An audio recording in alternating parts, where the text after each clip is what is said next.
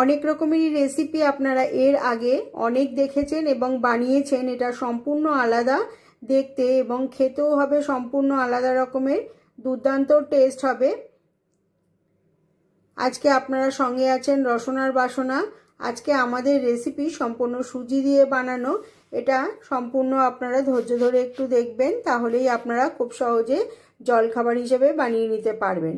তার জন্য আমি এখানে নিয়েছি একটা গোটা পেঁয়াজ নিয়ে নিয়েছি ডুমো ডুমো করে কেটে, একটা ক্যাপসিকাম নিয়ে নিয়েছি কেটে, আর একটা টমেটো নিয়ে নিচ্ছি। নিয়ে এটাকে আমি খুব মিহি করে কুচিয়ে নেব।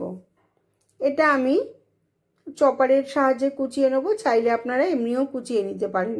এদিকে আমি দুটো আলু আমি ছাড়িয়ে ছোট ছোট টুকরো করে কেটে নিয়েছি, আর 1 কাপ সুজি নিয়ে নিলাম। নিয়ে এটাকে আমি একটা মিহি পেস্ট বানিয়ে নেব।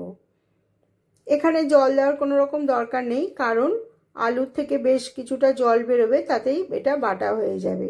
এবার আমি একটা বড় বাটি নিয়ে নিয়েছি। বাটিটার মধ্যে আমি সমস্ত যে সুজি আলুটা পেস্ট করে রেখেছি সেটাকে দিয়ে দিলাম। সম্পূর্ণ ঢেলে নিয়েছি। এবার যে আমি চপারে যে পেঁয়াজ, ক্যাপসিকাম এবং টমেটো কুচো করেছি সেটাও দিয়ে দিলাম এই সুজির মধ্যে। এবার এর মধ্যে চাইলে এখানে আপনারা আদা রসুনের কুচিও দিতে পারেন, আমি কিন্তু সেটা এখানে ব্যবহার করিনি।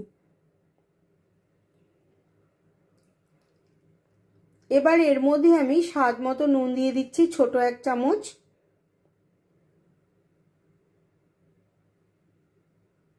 আর হলুদ দিচ্ছি 1/2 চা চামচ। আর গোলমরিচের গুঁড়ো দেব 1 চামচ। এখানে আপনারা কাঁচা লঙ্কাও দিতে পারেন, আমি কিন্তু কাঁচা লঙ্কাটা এখানে ব্যবহার করিনি। আর সামান্য চিনি দিয়ে দিচ্ছি, চিনিটাও আমি 1 চামচ দিলাম। দিয়ে এই সমস্তগুলোকে একসাথে ভালোভাবে আমি মিশিয়ে নেব। এখানে কিন্তু আমি কোনো রকম জল দিইনি, জলের দরকার নেই, যেহেতু সুজিটা আমার আলু দিয়ে বাটা হয়েছিল তার জন্য পাতলা হয়ে গেছে। এখানে কিন্তু আর কোনো রকম জল দেওয়ার দরকার নেই। আপনারা যদি মনে করেন যে আরেকটু পাতলা বানাবেন, তাহলে আপনারা খুব সামান্য জল এর মধ্যে দিতে পারেন। এটাকে খুব ভালোভাবে নেড়ে মিশিয়ে নিতে হবে।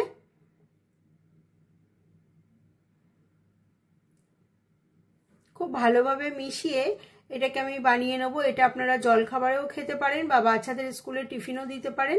রোজ রোজ রুটি তরকারি থেকে একটুখানি কোনো রকমের জলখাবার হবে, খেতে খুবই ভালো লাগবে এবং সুস্বাদু।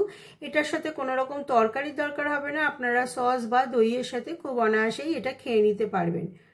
এটা শুধু শুধু খেতেও দারুণ লাগবে। মাখা হয়ে গেছে এটা সম্পূর্ণ। এবার আমি গ্যাসের উপর একটা ফ্রাই প্যান বসিয়ে দিয়েছি, দিয়ে তাতে আমি একটু ঘি ব্রাশ করে দিচ্ছি। ঘিতে বানালে এটা আরো ভালো লাগবে খেতে, তাই আমি ঘি দিয়ে দিলাম। দিয়ে এবার এর মধ্যে আমি 1 চামচের মতন ব্যাটার দিয়ে দিলাম। দিয়ে এটাকে খুব ছড়িয়ে দেব ভালোভাবে, যাতে পাতলা হয়ে যায় এবং যে সবজিগুলো দিয়েছি ভালোভাবে ভাজা হয়ে যায়। দিয়ে আমি কিছুক্ষণ এটা হতে দেব। এখানে গ্যাসের ফ্লেমটা কিন্তু লোতে করা রয়েছে। ভালোভাবে আমি সম্পূর্ণ ছড়িয়ে দিলাম। দিয়ে এটা একপাশে হওয়া পর্যন্ত অপেক্ষা করতে হবে। চাইলে এটা আপনারা ঢেকে দিতেও পারেন, ঢেকে দিলে খুব তাড়াতাড়ি হয়ে যাবে।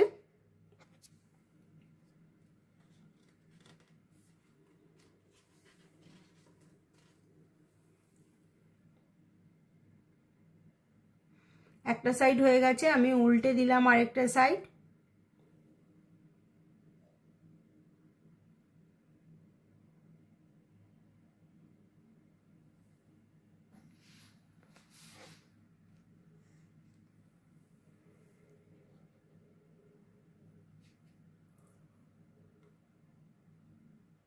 এবার আমি এটাকে একটু ঢাকা দিয়ে দিলাম। ঢাকা দিয়ে দিলে তাড়াতাড়ি হয়ে যাবে, আর ভেতরে সবজিটাও ভালোভাবে সেদ্ধ হয়ে যাবে। উল্টে পাল্টে একটু ভালোভাবে ভেজে নেব। এখানে কিন্তু বেশি তেল লাগবেই না, একটু ব্রাশ করে দিলেই হয়ে যাবে।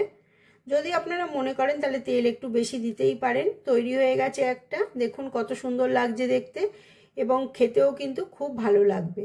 আমি আবার একটা ব্যাটার দিয়ে দিলাম। এবার এইভাবেই সম্পূর্ণ বানিয়ে নেব।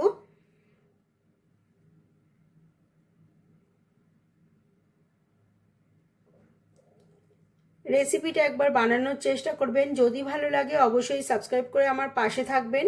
লাইক শেয়ার কমেন্ট করতে ভুলবেন না। কমেন্ট করলে বুঝতে পারবো আমার রেসিপিগুলো আপনাদের পছন্দ হচ্ছে, আর শেয়ার করলে আমার রেসিপিগুলো আরও অনেকে দেখতে পাবে। আর সাবস্ক্রাইব করে না থাকলে অবশ্যই সাবস্ক্রাইব করে আমার পাশে থাকবেন। পাশের বেল আইকনটাকে প্রেস করে দেবেন। আমি যখনই কোনো নতুন ভিডিও দেব আপনাদের কাছে খুব সহজে পৌঁছে যাবে। একটা সাইড ভাজা হয়ে গেছে, এভাবে উল্টে পাল্টে আমি ভালোভাবে ভেজে নেব। আর ঢাকা দিয়ে দিয়ে ভাজলে কি হবে, খুব তাড়াতাড়ি সবজিগুলোও সেদ্ধ হয়ে যাবে, যেহেতু কাঁচা সবজিগুলো আমি দিয়েছি। খেতে কিন্তু দারুণ হবে। এভাবেই আমি সমস্তগুলো তুলে নিয়েছি। দেখুন কত সুন্দর হয়েছে দেখতে। সম্পূর্ণ ভাজা হয়ে গেছে। এবার আমি এটার সাথে খাওয়ার জন্য একটা সস বানিয়ে নেব।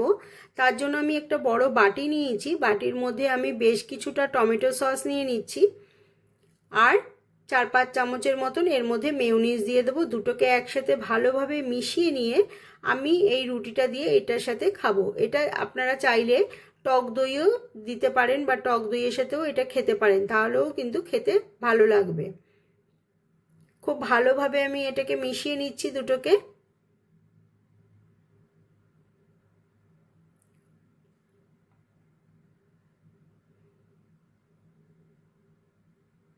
এবার টিফিন বক্সের মধ্যে, ছোট একটা টিফিন বক্সের মধ্যে দিয়ে দিচ্ছি আমি এটাকে। এটা টিফিনের জন্য দেব।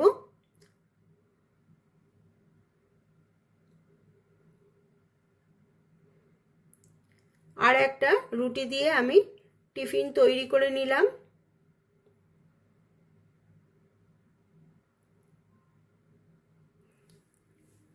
আশা করি খুব সাধারণ রেসিপিটা আপনাদের খুব ভালো লেগেছে। আর যদি ভালো লেগে থাকে অতি অবশ্যই কমেন্ট করে জানাতে কিন্তু ভুলবেন না। দেখা হচ্ছে আবার অন্য কোনো নতুন রেসিপির সাথে। আজকের রেসিপিটা তবে এই পর্যন্তই। সবাই খুব ভালো থাকবেন, সুস্থ থাকবেন। আবার দেখা হবে অন্য কোনো দিন অন্য কোনো নতুন রেসিপির সাথে।